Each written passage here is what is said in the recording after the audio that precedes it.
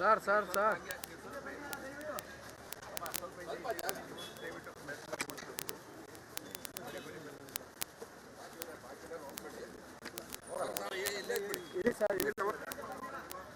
Sir sir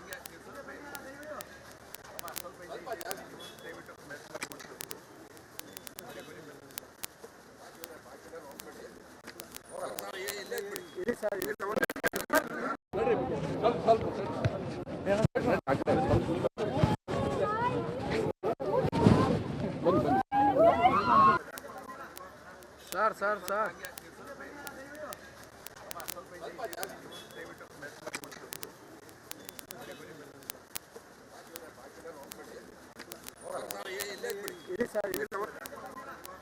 sir sir sir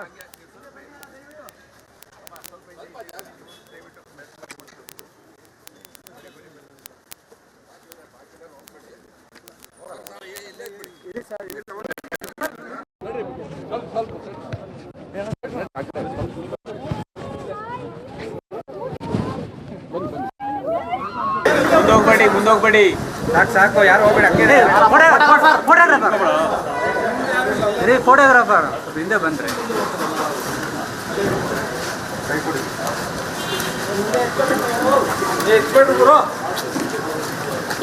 sir ತಲೆ ಇರೋರು ಬುದ್ಧಿ ಇರೋರು ದೇಶದ ಮೇಲೆ ಪ್ರೀತಿ ಇರೋರು ರಾಜ್ಯದ ಮೇಲೆ ಪ್ರೀತಿ ಇರೋರು ಮತ್ತೆ ನಾಡಿನ ಮೇಲೆ ಇರೋರು ನಿಮ್ಮ ಹಕ್ಕನ್ನು ಚಲಾಯಿಸಿ ಮತ ನೀಡಿ ನಿಮ್ಮ ಕರ್ತವ್ಯ ಇದು ಫಂಡಮೆಂಟಲ್ ರೈಟ್ ಅಂತೆಲ್ಲ ಹೇಳ್ತೀವಿ. ಪ್ರತಿ ಸಾರಿನೂ ಇದನ್ನೇ ಹೇಳ್ತೀವಲ್ವಾ.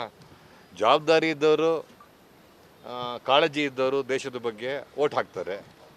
ಇಲ್ಲ ಅಂತಂದರೆ ಎಲ್ಲೋ ಟೀ ಶಾಪಲ್ಲೋ ಕಾಫಿ ಶಾಪಲ್ಲೋ ಕೂತ್ಕೊಂಡು ಇಡೀ ಪ್ರಪಂಚದ ಬಗ್ಗೆ ರಾಜಕೀಯದ ಬಗ್ಗೆ ಮಾತಾಡ್ತಾರೆ, ಓಟ್ ಹಾಕಲ್ಲ. ಏನು ಮಾಡೋದು ಅಲ್ವಾ? ನನ್ನ ನೆಲದ ಭಾಷೆಯು ದೂರ ಬಲು ದೂರ, ಈ ಮನಕಂತೂ ದಾರಿ ತೋರುತ್ತಿದೆ.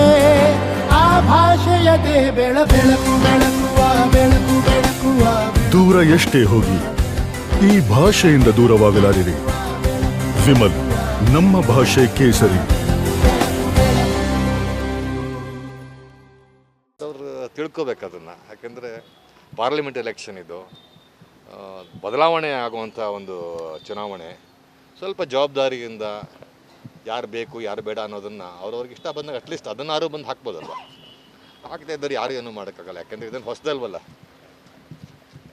ಎಷ್ಟು ವರ್ಷಗಳಿಂದ ಇದನ್ನೇ ಹೇಳ್ತಾನೆ ಇದ್ದೀವಿ. ಹಾಕೋರು ಹಾಕ್ತಾರೆ, ಹಾಕ್ತಿದ್ದವರು ಹಾಕಲ್ಲ ಅಷ್ಟೇ. ಅದು ರಜಾ ಅನ್ಕೋತಾರೋ ಅಥವಾ ಓಟ್ ಹಾಕೋಕ್ಕೆ ಒಂದು ಜವಾಬ್ದಾರಿ ಅನ್ಕೋತಾರೋ ಗೊತ್ತಿಲ್ಲ. ರಜಾ ಅನ್ಕೊಂಡು ಬೇರೆ ಕಡೆ ಊರಿಗೆ ಹೋದ್ರೆ ಏನು ಮಾಡೋಕ್ಕಾಗಲ್ಲ. ಜವಾಬ್ದಾರಿ ಇದಕ್ಕೆ ಓಟ್ ಹಾಕಬೇಕು ಅಂದರೆ ಹಾಕಬೇಕಷ್ಟೇ. ಮಾಳವಿಕಾ ಮೇಡಮ್ ಅವರು ಓಟ್ ಮಾಡಿದ್ರೆ ಸರ್, ಇಬ್ಬರು ಒಟ್ಟಿಗೆ ಮಾಡ್ತಿದ್ವಿ. ಇಲ್ಲ, ಅವಳು ಮೈಸೂರಿನಲ್ಲಿದೆ ಅವಳು ಓಟಿಗೆ. ಓಕೆ, ಸೊ ಅವಳು ಮೈಸೂರಿಗೆ ಹೋದ್ಲು. ಹೌದಾ? ಬೆಳಗ್ಗಿನ ಹೊರಟೋದ್ಲು ಮೈಸೂರಿಗೆ. ಯಾವಾಗಿಂದ ಸರ್ ಮೈಸೂರಿಗೆ? ಮೈಸೂರಿಂದ ಆಯಿತು 3 ವರ್ಷ ಆಯಿತು ಮೈಸೂರಿಂದ ಓಟ್ ಹಾಕಿ. Okay, thank you sir. Thank you.